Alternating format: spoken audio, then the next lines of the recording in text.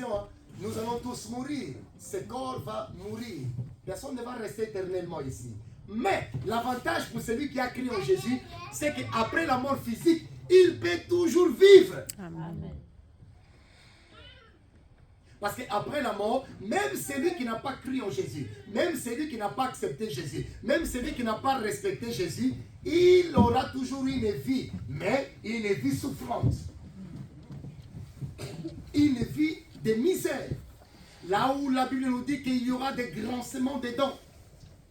Les gens ils vont pleurer dans l'enfer. La souffrance éternelle. Je vous souhaite de ne pas y aller là-bas. Amen. Quand on nous parle de grincement des dents, c'est quand quelqu'un a mal et il grince ses dents, mais la douleur n'y finit pas. La Bible nous dit que là-bas, les gens ils vont demander la mort, mais la mort n'aura plus de puissance parce que la mort sera déjà anéantie. Personne ne va mourir. Quelqu'un va souhaiter la mort, mais la mort va fuir.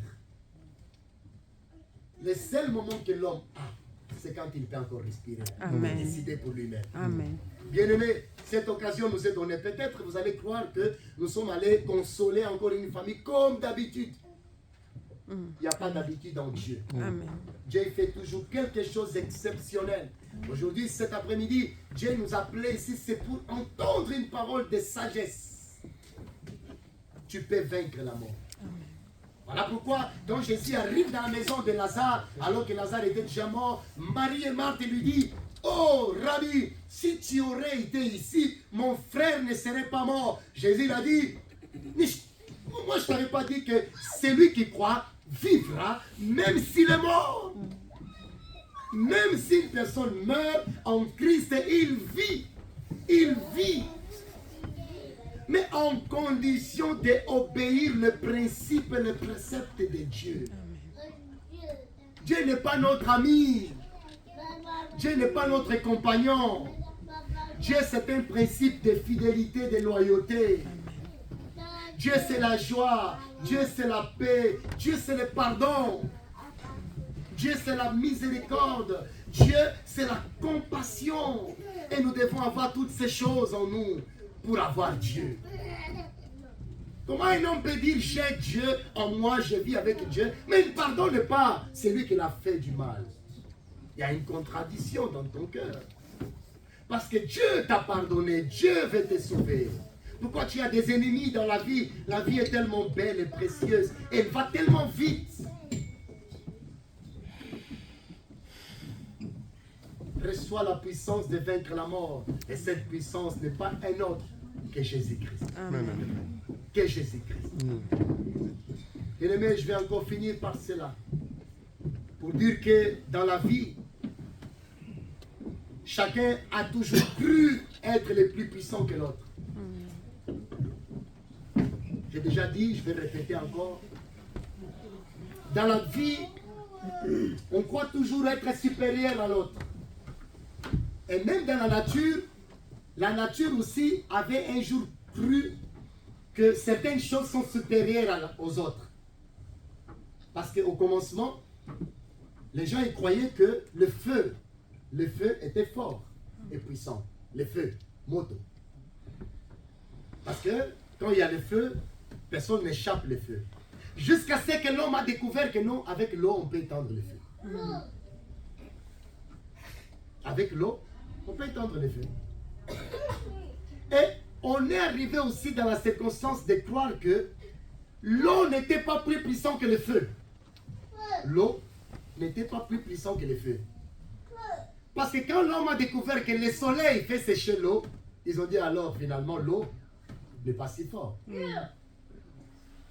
Et tout le monde croyait maintenant que c'est le soleil, parce que le soleil, quand il fait 40 degrés comme certaines fois, nous croyons que non, ça ne va pas. Jusqu'à ce que les hommes ont découvert que ce n'est pas le soleil aussi qui est le plus fort. Parce que le soleil un jour a rencontré des nuées, un nuage. Et que le soleil ne pouvait même pas percer et aller à la terre. Ils ont dit, oh, le nuage est fort.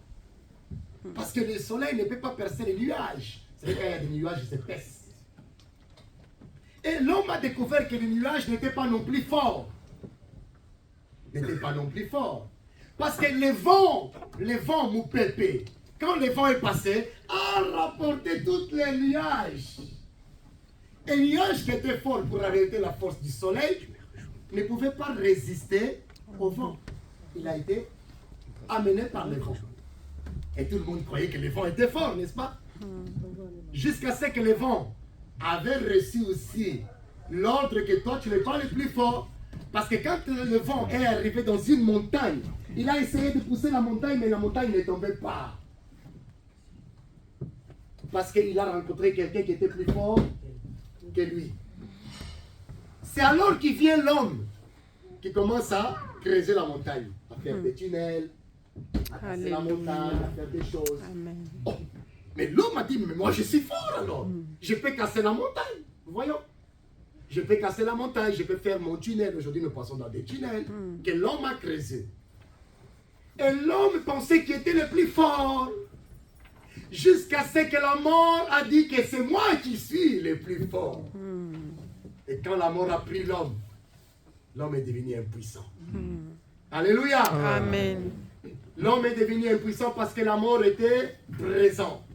Jusqu'au jour que l'homme de Galilée qu'on appelle Jésus de Nazareth était. Et quand il est né, il a vaincu la mort. Une seule fois pour toutes. Amen. Et aucun autre est venu après ça. Voilà pourquoi on dit il est Seigneur des Seigneurs. Amen. Il est le Roi des Rois. Amen. Il a vaincu la mort pour que vous et moi nous puissions également vaincre la mort. Amen. Il est le seul qui n'a anéanti et il a mis sous ses pieds la puissance de la mort. Amen.